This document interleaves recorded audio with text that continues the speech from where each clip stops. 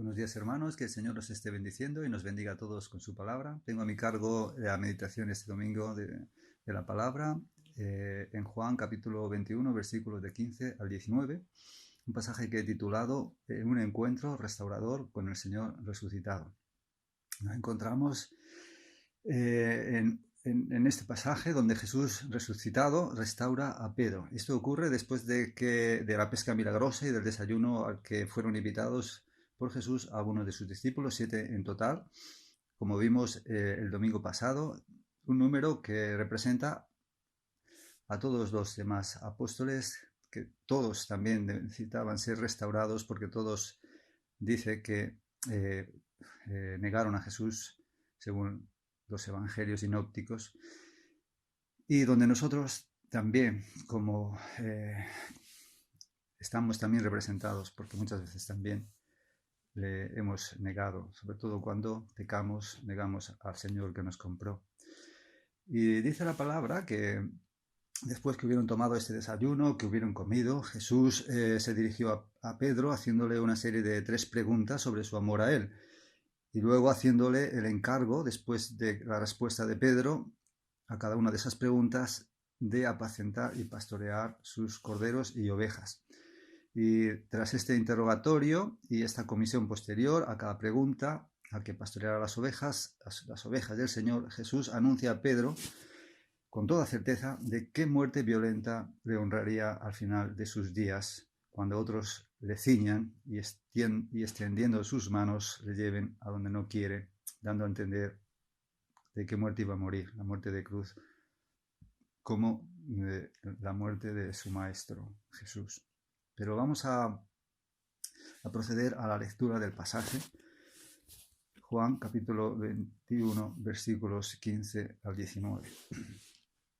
Cuando hubieron comido, Jesús dijo a Simón Pedro: Simón, hijo de Jonás, ¿me amas más que estos? Le respondió: sí, Señor, tú sabes que te amo. Él le dijo: apacienta mis corderos. Volvió a decirle la segunda vez: Simón, hijo de Jonás, ¿me amas? Pedro le respondió: sí, Señor, tú sabes que te amo. Le dijo: pastorea mis ovejas. Le dijo la tercera vez: Simón, hijo de Jonás, ¿me amas? Pedro se entristeció de que le dijese la tercera vez: ¿me amas? Y le respondió: Señor, tú lo sabes todo, tú sabes que te amo. Jesús le dijo: apacienta mis ovejas. De cierto te digo, cuando eras más joven, te ceñías e ibas a donde querías, mas cuando ya seas viejo, extenderás tus manos y te ceñirá otro, y te llevará a donde no quieras. Esto dijo, dando a entender con qué muerte había de glorificar a Dios. Y dicho esto, añadió: sígueme. Nos encontramos, a mi entender, ante un pasaje tremendamente importante, un acontecimiento que va a marcar un antes y un después en la vida de Pedro y sin duda también la vida de los demás apóstoles que están representados en Pedro, y también sin duda puede y debe marcar nuestra vida, que no puede ser igual después de haber entendido y aplicado el mensaje que este texto encierra a nuestra conciencia, a nuestro corazón. Pues es uno de esos textos a los que hay que volver una y otra vez, y una vez que lo conoces y entiendes, ya no puedes perderlo de vista. Porque si hemos de poder servir al Señor Jesús y a su reino de forma fructífera, de forma que llevemos fruto, no debemos dejar de preguntarnos, sobre todo en ciertos momentos críticos, sobre todo cuando vamos a celebrar el partimiento del pan, como si fuera Jesús mismo quien nos preguntara: ¿estoy amando a Jesús como debo amarlo? ¿Mi amor hacia Él es lo primero? Y lo estoy demostrando en un servicio de amor y de cuidado a mis hermanos y a su iglesia, y buscando aquellas almas que todavía están como ovejas perdidas fuera del redil de Jesús. Este acontecimiento, que lo hemos llamado la restauración de Pedro por Jesús resucitado, tiene un preludio y una preparación en los hechos que vimos la semana pasada en el texto que estuvo a cargo de Ignacio. Después de aquella pesca milagrosa provocada por Jesús, que es casi una repetición exacta de esa otra al principio del ministerio de Jesús, cuando llama a Pedro, cuando está en la barca pescando, y le dice: no temas. Después de aquella pesca también asombrosa y milagrosa. Desde ahora, le dice Jesús a Pedro, desde ahora serás pescador de hombres. Así que Jesús se propuso de hacer de Pedro un pescador de hombres para su reino, y él, siendo el Señor y el buen pastor, el Todopoderoso, el Maestro sin igual, no va a fallar. También nos ha prometido que Él va a perfeccionar su obra en nosotros hasta el día en que vuelva. Y si Pedro, por causa de su negación y caída, como es muy posible, estaría embargado en un profundo desánimo y tristeza, pero ahora, ante este hecho maravilloso de Jesús proveyendo para sus necesidades corporales con aquella pesca milagrosa, pero removiendo tantas cosas en el corazón de Pedro, porque le recordaba aquella primera pesca cuando él fue llamado. Ante esta nueva situación y el desánimo y tristeza de Pedro tendrían que quedar a un lado y resurgir de nuevo nueva esperanza en su corazón, porque el Señor, su Señor, estaba ahí con él y con todos sus discípulos. El Señor les había vuelto de nuevo a sorprender en este acto. Había llegado, como dijo, ¿no? Yo iré delante de vosotros cuando haya resucitado a Galilea. Ahí estaba, ¿no? Sorprendiéndoles con este acto de su poder y de conocimiento a favor de ellos. De nuevo estaban envueltos en aquella atmósfera maravillosa que solo Jesús podía crear, una atmósfera de asombro y veneración y aún de adoración. Pedro se tiró al agua en señal de profunda respeto y adoración, como lo había hecho ya muchas veces en vida del Señor, ante aquella manifestación de su poder y de su amor, ante su gracia y su verdad una vez más manifiestas y derramadas a favor de pecadores como ellos. Y entonces, solo cuando hubieron comido, el Señor se dirige al corazón de Pedro para levantar y fortalecer su alma caída y dolorida, va a aplicarle su gracia y su verdad, que puede ser al principio un poco dolorosa, pero que va a dar tan tremendos frutos, que es tan vitalizadora, tan capacitadora y tan esperanzadora. Y el Señor, como insuperable maestro, como el maestro divino, antes de aplicar esa espada, ¿no?, de doble filo, ese martillo, que es su espada, ya ha preparado todo el escenario cuidadosamente, les ha satisfecho todas sus necesidades físicas y psicológicas para que su atención y su interés y concentración no se desvíe del punto que él quiere enseñar a Pedro y nos quiere enseñar a todos nosotros. El personaje de Pedro es un personaje especial. 25 veces se menciona en este evangelio. Y es un personaje que representa a los apóstoles y que nos representa a todos. Como recordaréis, Jesús le puso el nombre de Pedro. Lo podemos ver al principio del comienzo del evangelio. Simón, hijo de Jonás, ya no serás llamado a partir de ahora Cefas, que quiere decir Pedro. Jesús, en este texto que acabamos de leer, se dirige a Pedro de la misma forma que se dirigió a él cuando cambió su nombre, Simón, hijo de Jonás. Y durante las 3 veces se refiere a él como Simón, hijo de Jonás, lo que parece ser que fue el nombre que usó literalmente en este momento, porque Juan, el apóstol, cuando está narrándolo, se refiere a Pedro como Pedro o como Simón Pedro. Algo estaba a punto de cambiar. Realmente Jesús iba a tocar el corazón de su discípulo, de este Simón, hijo de Jonás, para hacerlo una piedra viva, modelo y ejemplo para todos nosotros. Pero veamos qué es lo que ha llevado a Pedro a su fracaso y a su caída, primeramente, para entender qué es lo que lo lleva después a su exaltación y victoria, para entender cómo Jesús lo lleva a ese nuevo estado de Pedro. ¿Qué es lo que ha llevado a Pedro a su caída? Aquí tenemos que acudir a los otros relatos de los evangelios. Pedro todavía era una persona controlada por el viejo hombre y le vemos en un exceso de confianza en sí mismo y buscando para sí una imagen de sí mismo más elevada que los demás discípulos. Recordemos que Jesús le dijo, tras la cena pascual, todos vosotros os escandalizaréis de mí esta noche, porque está escrito, heriré al pastor y las ovejas del rebaño serán dispersadas. Pero después que haya resucitado, iré delante de vosotros a Galilea. Respondiendo Pedro le dijo, aunque todos se escandalicen de ti, yo nunca me escandalizaré. Notemos ese todos, ese yo, ese nunca, palabras categóricas, tajantes que manifiestan que Pedro tenía un corazón engreído. El yo puede llegar a ser así de engreído, es así de engreído. Siempre busca creerse más que otros en alguna cosa. Entonces Jesús le anuncia su caída. Antes que el gallo cante, me negarás 3 veces. Jesús, como Dios, lo sabía todo, pero en este caso bastaría solamente conocer las Escrituras para saber que iba a venir la caída. Proverbios 11:18. Antes del quebrantamiento es la soberbia y antes de la caída la altivez de espíritu.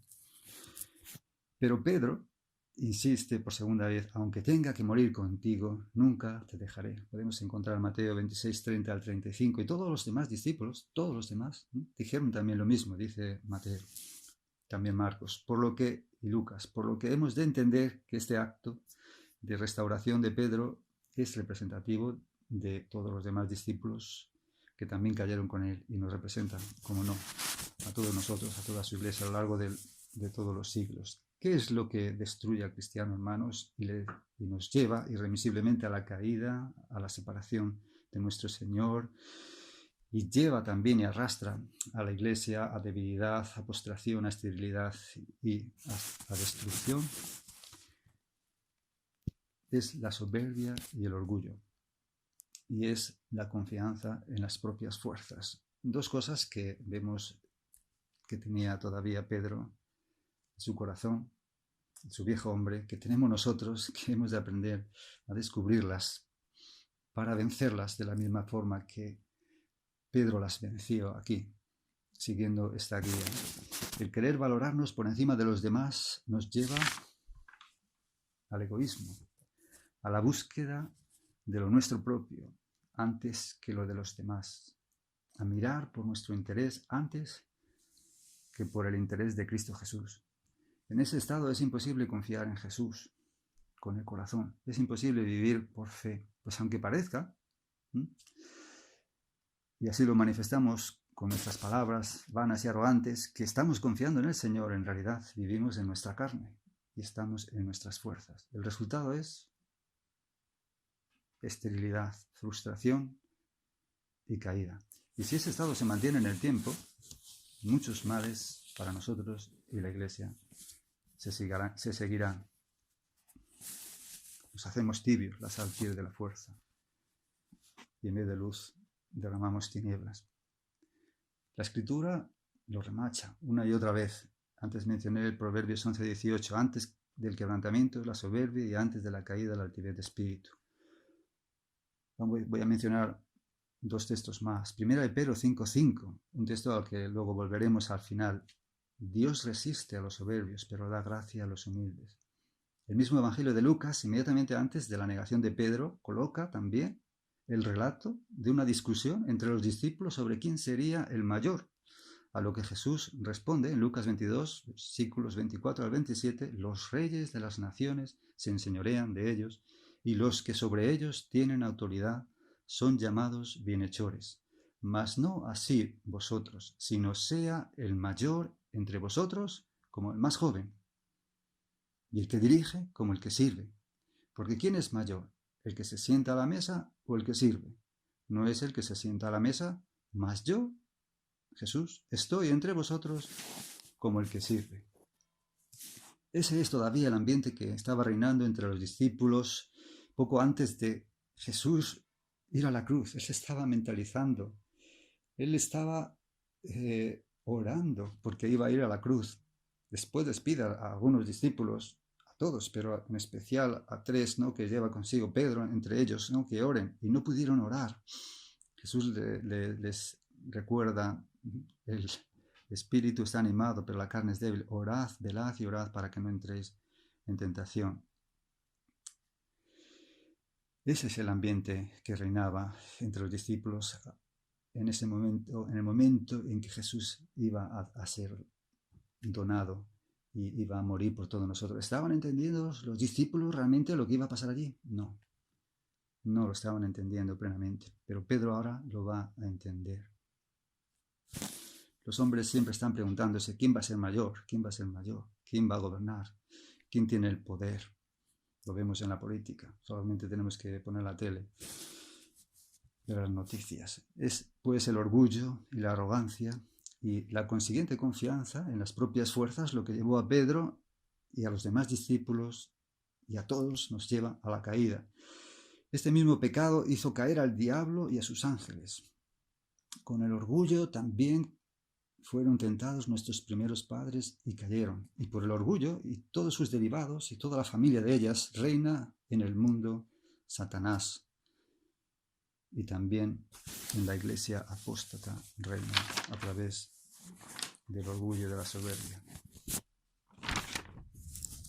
Pero veamos, en segundo lugar, cómo Pedro obtiene la victoria, cómo es exaltado a la victoria. En un verdadero cristiano, hay que decir, antes de seguir, necesariamente la caída debe ser un estado temporal, transitorio y accidental, que ha de conducirle a una mayor plenitud. Recordad las palabras del Señor Jesús, también a Pedro. Satanás os ha tomado para zarandearos como a trigo, pero Pedro, yo he rogado por ti para que tu fe no falle, y una vez vuelto, tú confirma a tus hermanos. O sea, no puede ser el pecado, la caída en un cristiano algo permanente. Tiene que ser algo temporal, transitorio, accidental, que nos tendrá que conducir por el poder, la sabiduría, el amor de nuestro buen pastor a una mayor plenitud. Y si no es así, si no está ocurriendo así, habría que preguntarse si ha habido, si hay nosotros en una persona que ha dicho que es cristiano, si se ha convertido realmente, si esa persona ha nacido de nuevo, aunque la última palabra la tiene Dios. No juzguéis nada antes de tiempo, dice Pablo, sino esperad hasta a la venida del Señor que sacará y con las intenciones de los corazones. Pero ¿por qué digo esto? Que debe ser algo transitorio, temporal, accidental. ¿Por qué? Porque Jesús es el buen pastor que ha dado su vida por las ovejas. Y Él está en el cielo, reinando con todo poder, intercediendo por sus hijos.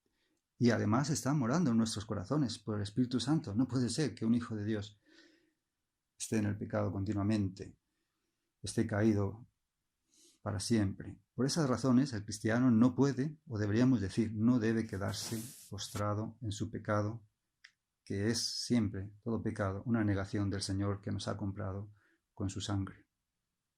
Y hay otra razón, además de que tenemos este grandioso Salvador e intercesor por nosotros en los cielos, Jesús, el buen pastor. Dios actúa por su iglesia. Dios actúa a través de sus hijos. Está capacitando Jesús, el buen pastor, capacitando a que en su nombre sea pastor de sus hermanos. Dios actúa por su iglesia. Entonces, tenemos que preguntarnos cuando estamos fallando, cuando la iglesia falla, como el Señor no falla, ¿quién es el que falla? Si hay fallos, si fallamos, el Señor no falla. ¿Quién falla?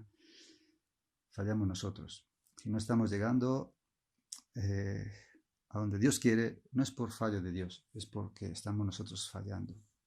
Y debemos escudriñarnos, ¿no? Debemos pedir a Dios que nos escudriñe, que escudriñe nuestros corazones para ver en aquello que fallamos, como personas, como grupo, para que llevar fruto para el Señor. Él dijo en Juan 15, ¿no? Yo os he puesto para que llevéis mucho fruto. Yo soy la vid verdadera, mi Padre es el labrador. Él quiere que llevemos mucho fruto para su gloria. Respecto a Pedro, siguiendo con el tema, el Evangelio de Lucas nos da una información adicional muy útil, un versículo que ya hemos mencionado, ¿no? Jesús le había dicho a Simón en Lucas 22:31, Simón, Simón, he aquí, Satanás os ha pedido para zarandearos como a trigo, pero yo he rogado por ti que tu fe no falte, y tú, una vez vuelto, confirma a tus hermanos. una vez vuelto, confirma a tus hermanos. El Señor quiere actuar por medio de aquellos que han vuelto, que son espirituales, que están cerca de Jesús, aprendiendo de Él como el buen pastor. En Juan 21, 15 al 17, el pasaje en torno al cual estamos meditando, se muestra el modo, cómo tiene lugar esa vuelta, una vez vuelto, de Pedro, cómo tiene lugar, ¿no? A través de un encuentro con Jesús resucitado. En este encuentro, la muerte de Jesús por sus ovejas brilla a la luz de la resurrección de Cristo y brilla con un resplandor inmarcesible, más potente que el del sol. Un resplandor que no habían visto los discípulos antes de la Pascua, que lo vieron ahora, que Pedro, estoy seguro, lo está viendo. Cristo resucitado lo estaba viendo. Cristo resucitado nos muestra que la muerte de Jesús en la cruz era, permitidme la expresión, la muerte de Dios por los pecados del mundo, la muerte de Dios por los pecados del mundo. Esa muerte deja al descubierto la soberbia del hombre que mata a Dios. Muerte a la que Dios mismo accede en la persona de su Hijo, por amor a nosotros, para restaurarnos a la vida con Él. Porque de tal manera amó Dios al mundo, que ha dado a su Hijo unigénito, para que todo aquel que en Él cree no se pierda, mas tenga vida eterna. Es ese amor de Jesús que brilla por la resurrección, que quebrantó el corazón de Pedro, que quebranta mi corazón y que debe quebrantar el corazón de todo hombre o estará irremisiblemente perdido por toda la eternidad sin fin. Si el amor del Padre entregando a su Hijo para sufrir el horripilante castigo de nuestros pecados por amor a nosotros no mueve nuestro corazón hacia Dios, entonces nada lo moverá. Pedro fue conmovido por la pregunta del Señor a su corazón, porque pudo ver en su persona resucitada todo el amor de Jesús hacia él. Jesús le estaba preguntando, ¿me amas? Pero Pedro estaba viendo cuánto le amaba al Señor. Y entonces pudo entender la naturaleza de su reino, que es un reino de amor, de verdad, no de poder humano, no político, de poder espiritual. La pregunta fue formulada inicialmente: Simón, hijo de Jonás, ¿me amas más que estos? Recordemos que Pedro se había saltado sobre sus hermanos. Había querido ser más que estos, creyéndose mejor que ellos. Pero ahora, ante la luz del glorioso Señor, de su glorioso Señor, ante la comprensión de su infinito amor y de su propósito, cuando comprendió verdaderamente que Jesús, el Dios verdadero, no solo se había humillado para lavarle sus pies, a lo cual él se opuso, recordad, sino que se había hecho hombre para morir por sus pecados, para lavar su inmundicia, su injusticia, aquello que Dios aborrece tanto, que es el pecado, y para hacerle partícipe de su gloria. Entonces, ante esa luz cegadora, abandona su vana confianza en sí mismo. Todos sus esquemas equivocados de lo que es el reino de Dios se rompen. Y le dice, sí, Señor. ¿Me amas más que estos, Pedro, Simón, Pedro, hijo de Jonás? Sí, Señor. Sí, Señor. Tú sabes que te amo. Tú lo sabes todo. Tú sabes que te amo. Ha dejado todo su cuidado de él, toda su ansiedad sobre aquel que lo sabe todo, que sabe que le ama, porque el amor con que Pedro ama a Jesús ha salido de Dios mismo, porque nosotros le amamos a Él, porque Él nos amó primero. No podemos amarle por nosotros mismos, le amamos porque Él nos amó primero, como el Padre me ha amado, también yo os he amado. Permaneced en mi amor, Juan 15, versículo 9. Ahora comprende la esencia del reino de Dios, que es amor. Ahora comprende el poder de ese amor divino en él mismo, y comprende que su reino, el reino de Jesús, no puede ser otra cosa que la expresión de ese amor en otros a través del servicio y no del dominio. Ahora ve que el sentido de su vida es como el de Jesús mismo: amar como Jesús, con el amor de Jesús, cuidar a sus hermanos, dar su vida por sus hermanos, las ovejas de Jesús. Ahora comprende qué es vivir en el nombre de Jesús, como enviado por Él, cuidar las ovejas del rebaño de Jesús, sus ovejas, en nombre de Él, amamantar a los corderillos, pastorear el rebaño, traer al redil las ovejas que faltan, esas otras muchas ovejas que Jesús tenía para traer. Ahora comprende la diferencia entre un pastor verdadero y un asalariado que no ama las ovejas, sino el salario. No podemos dejar de asombrarnos de la calidad de Jesús como maestro, que ha preparado todo minuciosamente para este encuentro. Podríamos mencionar muchos detalles, no tenemos tiempo. Dios es el Dios de lo pequeño, es el Dios de lo minucioso, es el Dios que cuida hasta el último cabello de nuestra mente. Me gusta pensar que tenemos un Dios que no sé cuál será el último elemento del universo, de la materia y de la energía, si será el fotón. Pues Dios tiene contados todos los fotones que existen en el universo, ni uno sobra, todos están puestos allí con un propósito. Nada sobra, Dios siempre hace lo que hace por algo y para algo. Y ese es nuestro Jesús, ese es nuestro Maestro. Y me llama la atención, ¿no? Este Jesús que maestro, incomparable, que lo prepara todo minuciosamente. Jesús debe alcanzar y llegar a lo profundo, a todo el corazón de Pedro. No debe quedar ningún recoveco sin su luz. Su palabra debe penetrar como espada de doble filo, también como martillo. 3 veces le da. Hasta los límites del alma y del espíritu debe penetrar esa palabra, como dice Hebreos, hasta lo más profundo. Y me ha hecho reflexionar la diferencia de la primera pregunta con las otras dos. Y en la primera pregunta aparece esa coletilla, más que estos. ¿Me amas más que estos, Simón, hijo de Jonás? ¿Me amas más que estos? ¿Por qué este más que estos, no? Y quiero entender que ese más que estos tendría que recordarle a Pedro su vano enaltecimiento sobre sus hermanos. Recordamos, aunque todos te nieguen, yo no, decía. Ese enaltecimiento, ya es verdad, se ha hecho añicos por su caída estrepitosa, pero Jesús considera necesario todavía herir con su espada más en ese punto. Tiene algo que hacer, tiene que salir ahí. Pero Pedro hace como que no escucha, o eso parece. Su sistema defensivo, aunque ya muy ruinoso, pero todavía se sostiene. Entonces Jesús parece que olvida el tema en la segunda pregunta. No aparece. Pero al preguntarle por tercera vez, Pedro se derrumba y se entristece, porque oye de nuevo a ese gallo cantar, se acuerda de su negación. Y entonces Jesús ha penetrado en su corazón y ha provocado esa tristeza de la que no hay que avergonzarse, esa tristeza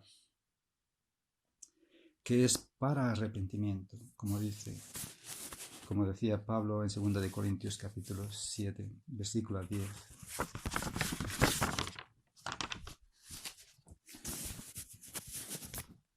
En ese momento Pedro, la verdad de su infidelidad en Pedro se reactiva, sale de nuevo, se hace manifiesta plenamente. Y Cristo, con su sangre, la pulveriza. Pedro ya estaba confiando, sin reserva, en su Señor, pero esa pregunta ahonda, ¿no? Más todavía, y le confirma aún más en esa confianza que ya tiene en Cristo. Y nos da aquellas preciosas palabras, ¿no? Que en la tercera pregunta, cuando se entristece, y Pedro responde, Señor, tú lo sabes todo. No ya tú sabes que te amo, sino tú lo sabes todo. Pedro estaba asombrado por lo que Jesús sabía, ¿no? Había hecho la pesca milagrosa, echa tu red a la derecha. Sabía lo que había en su corazón, le ha estado marcando todo lo que iba a pasar. Y ahora le llega de esta forma al corazón Pedro se derrumba. Pedro le entrega toda su alma. Señor, tú lo sabes todo. Tú sabes que te amo.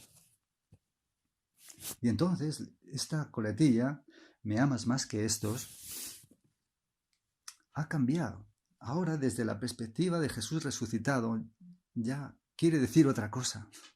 Sí, debemos amar al Señor más que cualquiera, pero con el amor del reino de Dios. Ese amor que, dice Jesús, el que quiera ser el primero, sea el siervo de todos. Sí, debemos amar más que cualquiera, pero siendo siervos de aquellos a quienes amamos. El que quiera ser el primero, sea el siervo de todos. Eso es lo que significa ser el primero en el reino de Dios. Eso significa amar más que todos. Significa estar dispuesto a dar tu vida por aquellos que amas, por tus hermanos, igual que lo hizo Cristo. El que quiera ser el mayor, sea el menor y el siervo de todos. Solo tenemos que leer los primeros capítulos del libro de los Hechos de los Apóstoles para ver cómo la vida de Pedro cambió radicalmente. Ese Pedro que descuidó la oración en el huerto, ahora está ahí, en obediencia a su Señor, día tras día, orando para que venga el Espíritu Santo. ¿Cuánto fallamos, hermanos, en la oración? ¿Cuánto fallamos? ¿Cuánto fallamos en sostenernos en Jesús, ¿no? Y luego ese valor, esa sabiduría que Pedro manifiesta porque está pensando en las almas que se están perdiendo y cómo predica el Evangelio y se convierte en 3.000, cómo se enfrenta sin miedo, predicando el Evangelio en Jerusalén, en el templo, a los líderes religiosos, cómo se tiene contento, se siente bienaventurado de padecer persecución por causa del Señor. Lo vemos cómo va a los samaritanos y les confirma el Señor, cómo lleva el Evangelio a los gentiles a través de Cornelio. Vemos un Pedro absolutamente cambiado. Y antes de terminar, me gustaría que pudiéramos saborear esto, ¿no? Observar este cambio a través de sus propias palabras en 1 de Pedro 5, 1, 11, porque reflejan también lo que fue Pedro después. Y cuando lo leáis, veréis que Pedro tenía grabado en su corazón, no sé si estaría pensando en esto cuando lo escribía, pero sin duda ahí en lo más profundo de su corazón vemos que este acontecimiento, esta restauración que Jesús hizo con él, le había marcado para siempre. Primera de Pedro, capítulo 5, versículos del 1 al 11, quiero leerlo simplemente y dejarlo para que vosotros lo meditéis antes de terminar con unas breves palabras.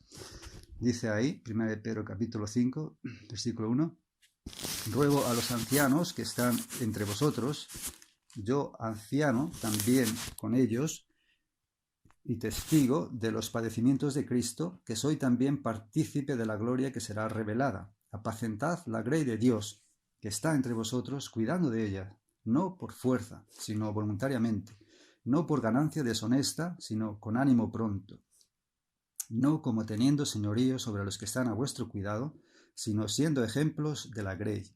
Y cuando aparezca el príncipe de los pastores, vosotros recibiréis la corona incorruptible de gloria. Igualmente, jóvenes, estad sujetos a los ancianos, y todos sumisos unos a otros. Revestíos de humildad, porque Dios resiste a los soberbios y da gracia a los humildes. Humillaos, pues, bajo la poderosa mano de Dios, para que Él os exalte cuando fuere tiempo, echando toda vuestra ansiedad sobre Él, toda vuestra ansiedad sobre Él, porque Él tiene cuidado de vosotros. Él tiene cuidado de vosotros, el buen pastor. Sed sobrios y velad, porque vuestro adversario, el diablo, sed sobrios y velad, porque vuestro adversario, el diablo, como león rugiente, anda alrededor buscando a quien devorar, provocando ese orgullo, esa soberbia, al cual resistid firmes en la fe, sabiendo que los mismos padecimientos se van cumpliendo en vuestros hermanos en todo el mundo. Mas el Dios de toda gracia, que nos llamó a su gloria eterna en Jesucristo, después que hayáis padecido un poco de tiempo, Él mismo os perfeccione, afirme, fortalezca y establezca, Él mismo. hace todas estas cosas. A Él sea la gloria y el imperio por los siglos de los siglos. Amén. Debemos recordar, hermanos, ya solamente para terminar, quiero recordaros que nosotros que hemos creído en Cristo somos ahora los depositarios de las promesas y mandamientos dados por el Señor a la Iglesia por medio de sus apóstoles, a quienes el Señor les dio el encargo de enseñarnos a guardar todas las cosas que Él les había mandado, y por su diligencia y el Espíritu Santo ahora las tenemos todas en el Nuevo Testamento para que lo estudiemos, lo investiguemos, lo vivamos. Y también tenemos su presencia con nosotros, prometida por su Espíritu hasta el fin del mundo. Recordemos que como el mismo Señor Jesús y los apóstoles hemos sido enviados por Él al mundo. Como el Padre me envió, también yo os he enviado al mundo, para servirle a Él en su reino, y no para servirnos de su reino, para servirle en su reino, y no para servirnos de su reino, sirviéndole a Él y no a nosotros. Debemos recordar que en esta empresa no debiéramos permitirnos unos a otros fracasar. Muy importante, hermanos, no debemos permitirnos unos a otros fracasar. Estamos para cuidarnos unos a otros. Quiero recordar por encima algunos textos, Hebreos capítulo 4. Mirad que no haya en ninguno de vosotros un corazón malo de incredulidad para apartarse del Dios vivo.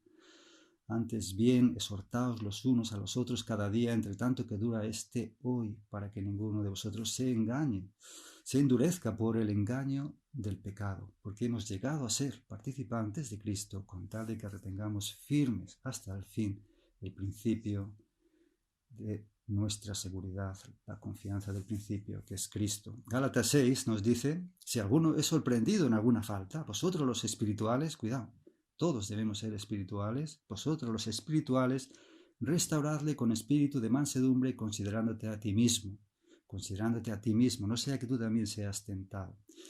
Sobrellevad los unos las cargas de los otros y cumplid así la ley de Cristo, porque el que se cree ser algo, Pedro se creyó ser algo, el creerse algo nos desvía, porque el que se cree ser algo no siendo nada, Pedro fue llevado a ese punto en donde no era nada, donde sin Cristo nada podía hacer. Pablo dice, el que se cree ser algo, no siendo nada, se engaña a sí mismo. Colosenses 4, versículo 16, también nos dice Pablo, la palabra de Cristo habita ricamente en vosotros, enseñándoos, en vosotros, en todos, enseñándoos y amonestándoos unos a otros en toda sabiduría. Y un versículo del Antiguo Testamento, Levítico 19, 17, no aborrecerás a tu hermano en tu corazón, razonarás con él para que no participes de su pecado. No debiéramos permitirnos, hermanos, unos a otros fracasar. Porque el mismo Señor que restauró a Pedro y a los demás apóstoles ha prometido estar con nosotros todos los días hasta el fin del mundo. El mismo, decía Pedro, después que hayáis padecido un poco de tiempo, Él mismo, el Señor, os perfeccione, firme, afiance, fortalezca, establezca. Él es nuestro buen pastor que ha dado su vida por ti, por mí, por cada uno, y nos quiere restaurar en un encuentro de amor, en ese encuentro de amor que celebramos todos los domingos al partir el pan y beber el vino, un recuerdo de su cuerpo y de su sangre dadas por nuestra redención. Él, cuando tomo el pan, tomo el vino, cuando hago esa celebración de Jesús resucitado, Él me está preguntando, y Él te está preguntando a ti, por favor, pon tu nombre también.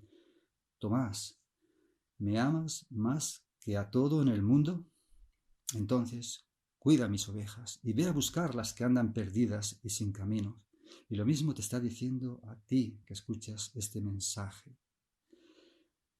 Te está diciendo, ¿me amas más que a todo en el mundo? Entonces, cuida mis ovejas y ve a buscar las que están perdidas y sin camino. Que el Señor te bendiga con su gracia. Y un saludo muy afectuoso para todos, hermanos.